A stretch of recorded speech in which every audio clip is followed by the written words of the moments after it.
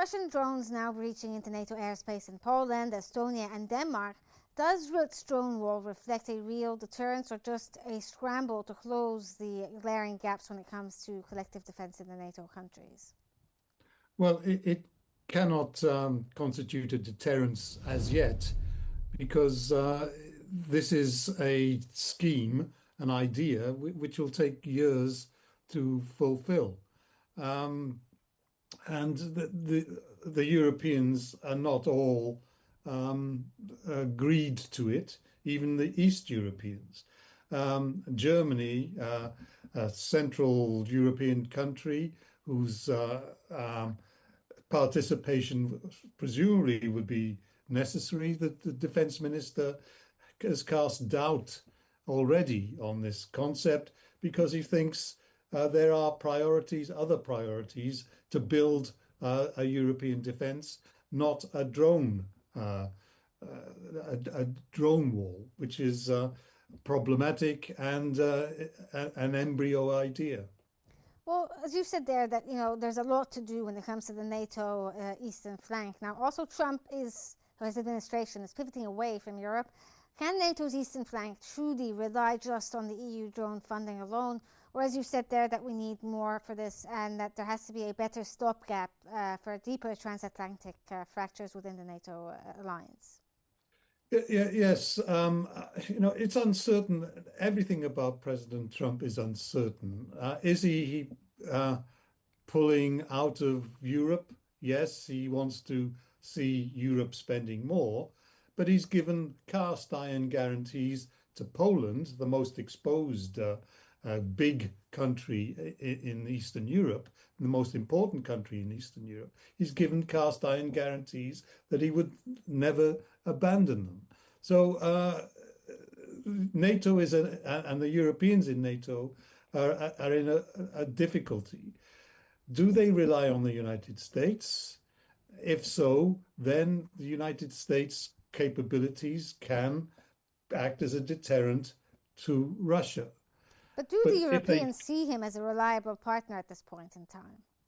uh, no, but they see paradoxically the United States as a reliable partner because the American military has not changed its posture or attitude in terms of European defense.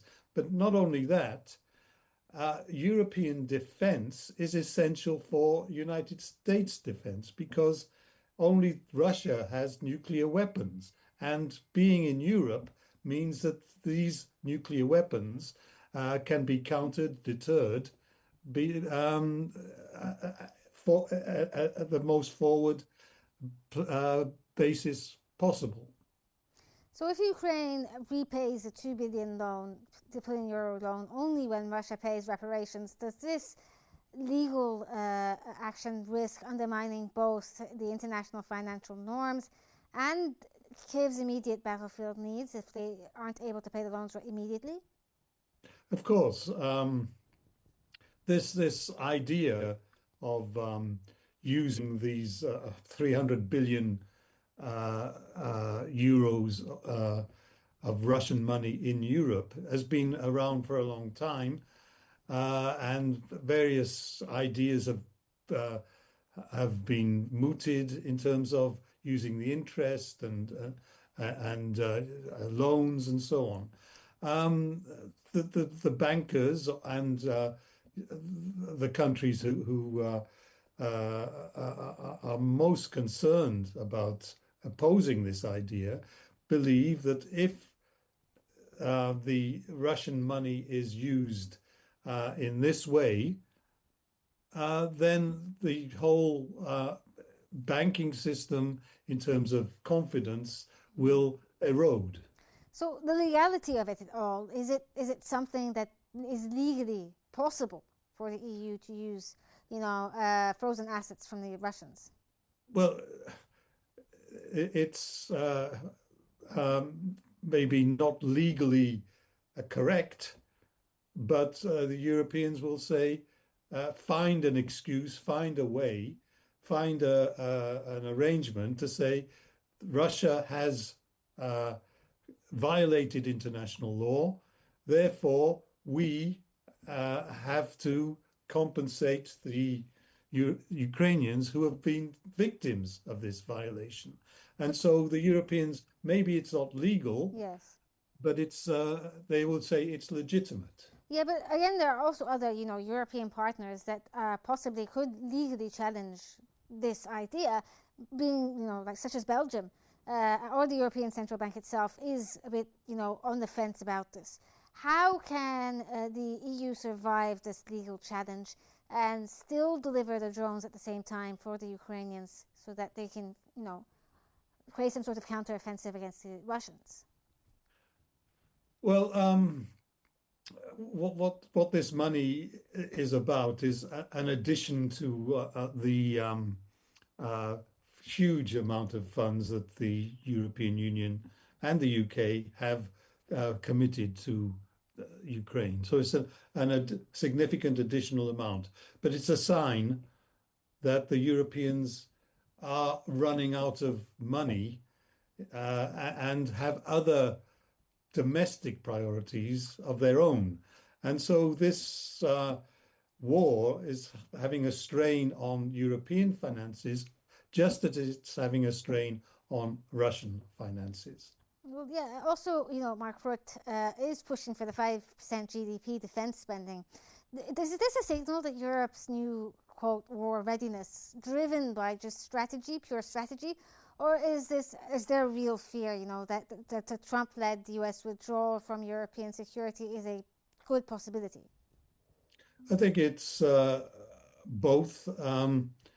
The the the Europeans initially were and Canadians were motivated by the desire to impress Trump that they're doing something for more for their own defense in order to keep the United States in Europe committed to their defense. And so it was a signal to Trump. It was 5% made up of two parts, but only deliverable after 10 years. So it's not an immediate increase in expenditure, but this expenditure will feed in to better defense fairly quickly. But the Europeans are agonizing whether to do what they can to organize themselves where they can to take on Russia. And this is the whole business of the coalition of the willing. The coalition of the willing doesn't include the United States. It includes many European countries and non-European countries like Australia, 30 countries who are trying to organize themselves in order to give a guarantee, security guarantee to Ukraine.